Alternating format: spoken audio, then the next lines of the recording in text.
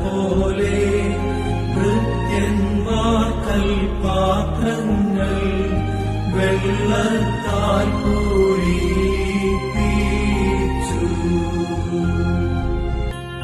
സൃഷ്ടാവാം വീഞ്ഞൻ വെള്ളം വീഞ്ഞാക്കി തോഷിപ്പിച്ചു. സർവന്മാരും കർത്താവിൻ സൗജന്യത്തെ